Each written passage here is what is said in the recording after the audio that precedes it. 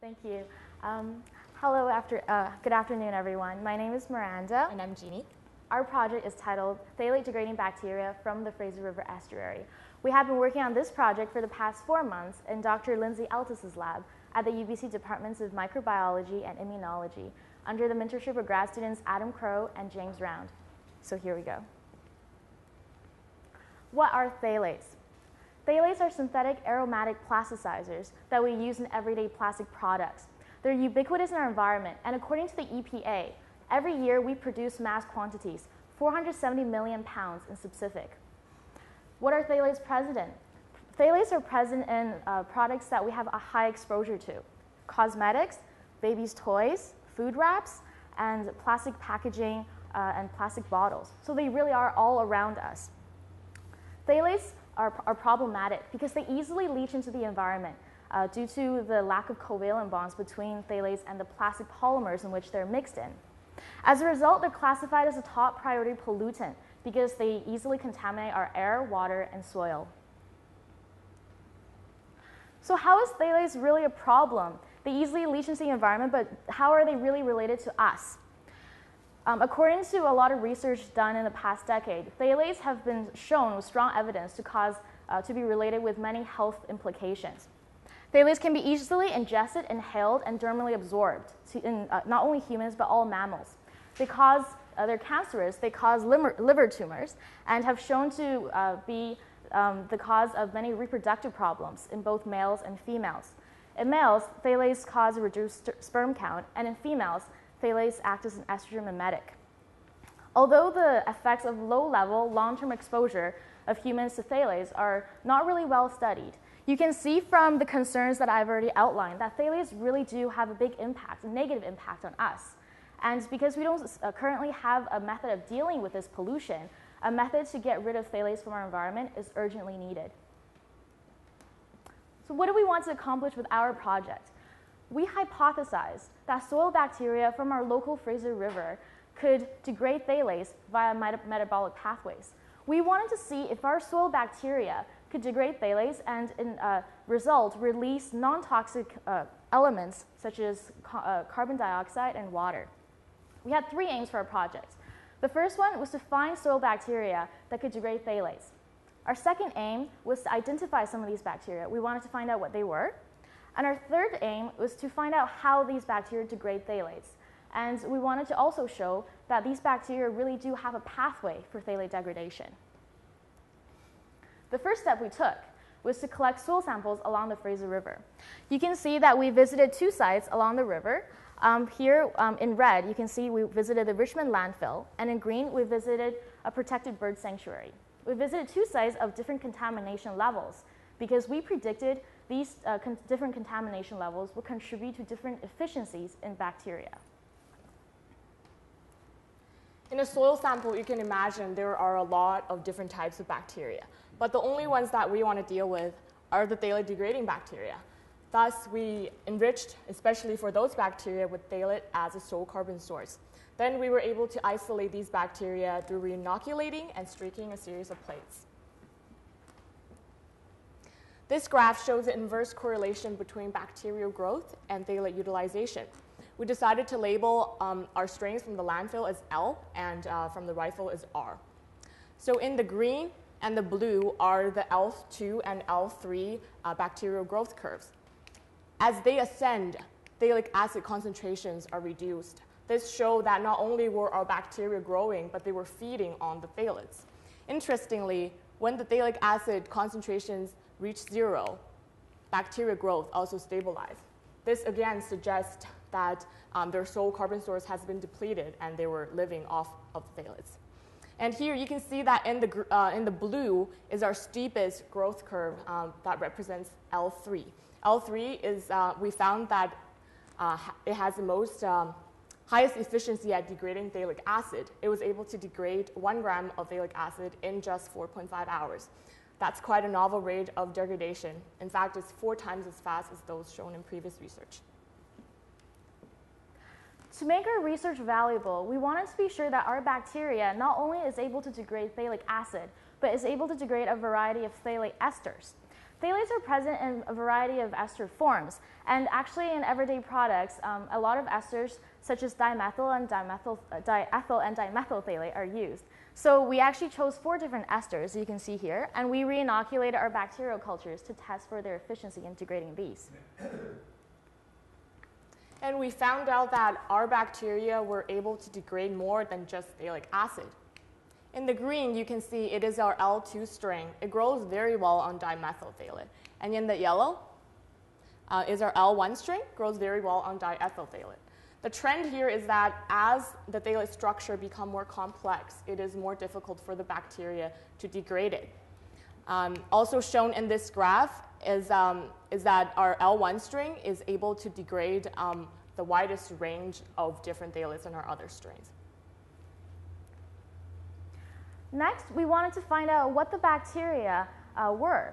So we were able to identify, to isolate 14 strains of soil bacteria that have shown efficiency in degrading phthalates, but we were interested in the ones that were most efficient. So we decided to perform 16S RNA gene amplification and sequencing on our top 4 most efficient bacteria to fingerprint for their genome. Here's a picture of the PCR agar gel stained with ethidium bromide, which helps to fluoresce the successfully amplified sequences. In the highlighted circle, you can see that L1, L2, and L3 strains are successfully amplified because they show the fluorescent bar. As for R4, we found that it also showed really good growth in our cultures, but in this case, it might not be under optimal condition for this particular test. So that's why I only sent off L1, 2, and 3 off to sequencing. Upon obtaining forward and reverse sequencing results from our testing, we sent our results to, we were able to match our results with Nucleic Acid Blast, which is an online comprehensive database. And we had very high certainty matches. As you can see over here, we had 99% match with Delftia. This was for our L2 strain. We also found that all 3 of our strains that we performed sequencing on belong to a common family. This is probably because of the way we grew up our cultures, and also because they're all able to degrade aromatics. Okay, so we identified 3 strains, L1 as Polarmona, L2 Delftia, and L3 as Commomona. These are very common soil bacteria that are gram-negative. They exist in soil, water, sediments, and oil sludge, etc. In previous research, they have been identified to be able to degrade other toxic aromatic compounds that are similar to phthalate, such as naphthalene. So at this point in our research, we were able to find bacteria that showed efficiency at degrading phthalates, and we identified them with the names.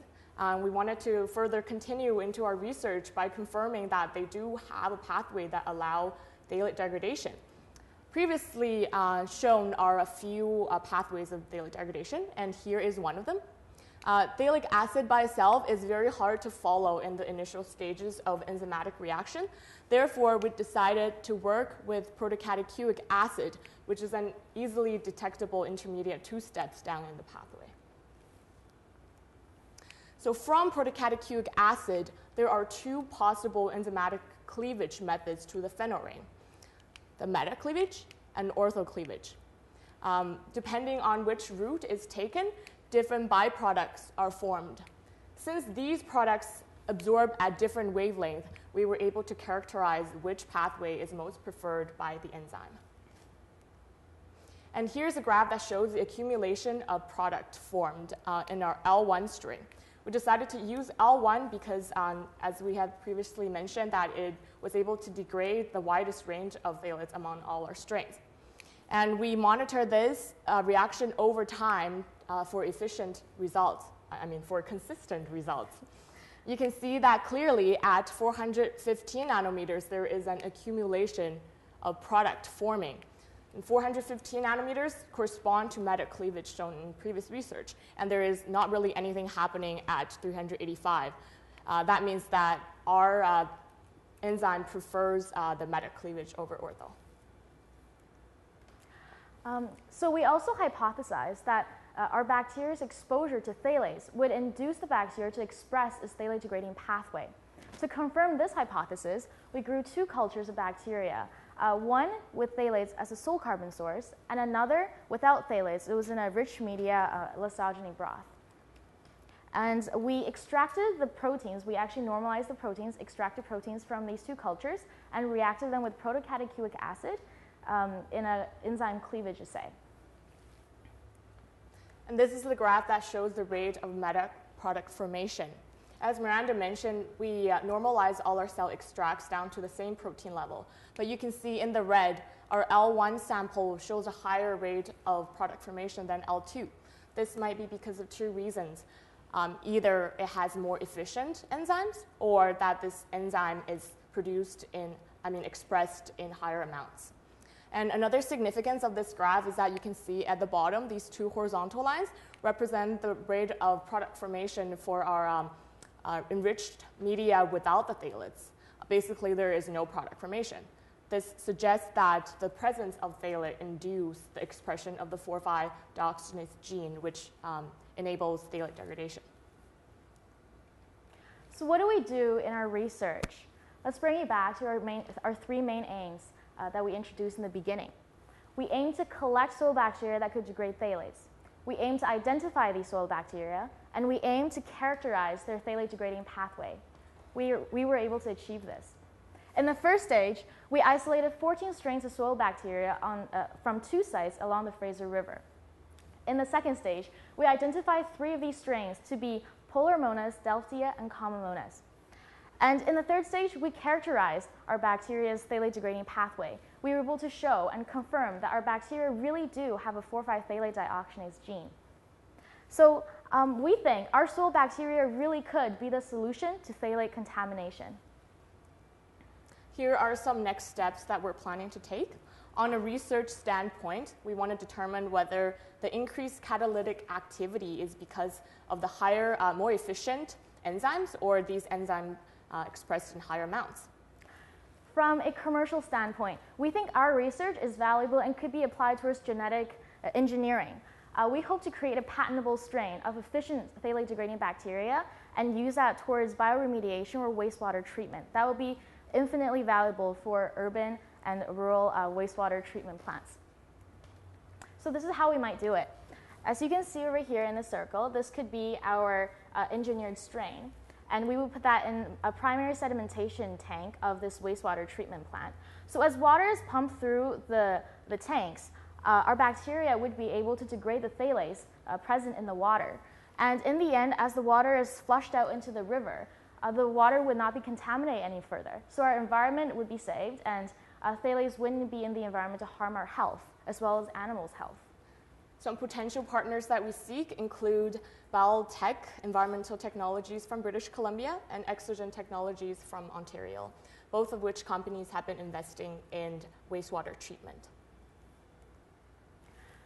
So in conclusion, through collection, identification, and characterization, we have shown that our soil bacteria can be the solution to phthalate pollution. Last but not least, we'd like to thank Sanofi BioGENEius Challenge Canada, all the sponsors and all the judges for giving us this wonderful opportunity to learn and do research.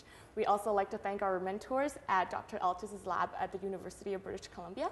And finally, Mrs. Mary Lee Taylor from McGee Secondary School. We're happy to take any questions now.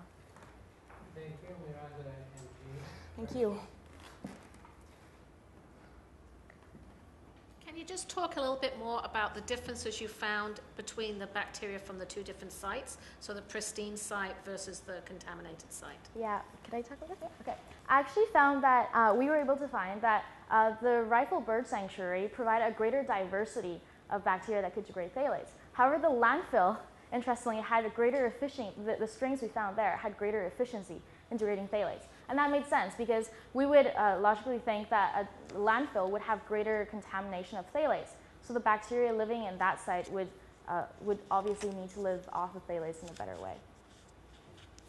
Did you actually measure the phthalate? I mean, I'm sure they did have difference, but did you actually measure the phthalate concentration in either of those 2 sites? No, we didn't, but then we were able to do some reading, and it's shown that the Vancouver municipal government actually takes phthalate concentration tests in rivers every year. So we got some numbers. We don't have that with us today, but definitely at the Richmond landfill, we had greater contamination levels. And although the municipal governments, every year we do have analysis of the contamination levels, we don't currently have any method of dealing with this pollution problem. I was just going to add that the Rifle Bird Sanctuary is a protected First Nations habitat area, so there shouldn't be, well, we assume that there is not a lot of there's not a lot of heavy industry in that area. Yeah. Ron? So two somewhat related questions, different but related. Near the end, you talked about the bioengineering of that, and you're going to clone the genes encoding pathway into a model organism. Have you thought about what model organism you might use for that kind of an experiment? We're prepared for that question. As you can see here, we are planning to actually, we had bacteria, as you saw earlier, that showed greater efficiency at degrading phthalic acid. We had other bacteria like L1 that showed it could degrade a greater range of phthalate esters. So we want to, we know what genes cause this to happen. So we want to, in our model organism, in our patentable strain, put the genes that allow phthalate degradation in, and then also adjust this bacteria so that it's able to survive or adapt in treatment plants better. Because the conditions in treatment plants are obviously very different from conditions in rivers. And this model organism would also be pretty safe for us to release into the environment, because we will be adjusting them so that they only like to live in treatment plants, and if they get flushed out into the rivers, it wouldn't be at the optimal conditions for them to live. Just to add on to that, in our next steps, we mentioned that we want to find out that L1 had the greatest rate of degradation, greatest rate of product formation, whether it was because of more of this enzyme expressed or higher efficient enzymes with higher efficiency. So say if we have a bacteria that has a very efficient enzyme and another bacteria that produces higher amounts of enzymes, then we could patent that and then combine that and use it to our advantage. We see this as a very feasible solution actually to phthalate pollution, and we think it's not that far down the road for us to actually apply this to industry. So another just sort of follow-up to that, bacteria grow very rapidly, and so even in natural environments, mutation rates and things, and they evolve very rapidly. Do you think, how far could you push just one of your strains by appropriate selection, maybe mutagenesis, and not necessarily genetic engineering? We all love genetic engineering, or I love genetic engineering, but do you think you could push this with just mutation and selection, or even normal ambient mutation rates? It has occurred to us that perhaps the 3 strains we identified are not the most efficient at degrading phthalates. There's so many bacteria out there, and we only culture our bacteria at a certain condition. So one thing we can do is perhaps metagenomics. We can test for soil bacteria and then look for the genes that allow them for phthalate degradation, and then compare these strains. Any other questions? So sorry, I have a question. So why the Fraser River? The Fraser Besides River. proximity to where you are. Do you want to talk about this actually? Okay. Fraser River is our local river in British Columbia, Vancouver. It has many different sites with different contamination levels. One of the reasons why we want it to be local is so that we don't introduce exotic species. That we have read from previous research paper that some places in Asia do harbor these kind of chemical degrading bacteria, but then we thought that by introducing those bacteria into Canada might not be a good idea. And for the sake of this project, Fraser River local has many different qualities. It would be very suitable for this thing. Yeah, we read a paper done by Duke University on polyethylene degrading bacteria from the mangrove soils. And we were looking at the estuary conditions there and then comparing that to the Fraser River estuary conditions. And we thought, hey, perhaps we can find something useful from that. Thank you. So, Did you have a question? I do. You say it's a new patentable strain. Have you talked to these companies, and do you have a value in mind? No, we haven't done that yet. But then actually one of the local judges gave us the contact to the biotech company, so that's actually our next step. Okay. Well, thank you very much. If there are no other questions, thank you for coming all the way from the West Coast. Thank you. Thank you for your time. Enjoy Ottawa. For sure. We took a tour of the Parliament building. It's absolutely Last night. beautiful here. Did you do that already, or are you going to do it? No, It's we tomorrow morning. went out for a night walk yesterday and Okay. just to see the Parliament building, in the night scheme. I know there's a visit for tomorrow morning, if I'm Yeah. not mistaken. It'll be great to Yeah. see the place in night and day. Yeah, we'll get to see the inside tomorrow. Good luck. Enjoy. Have Thank you fun. so much. Thank you.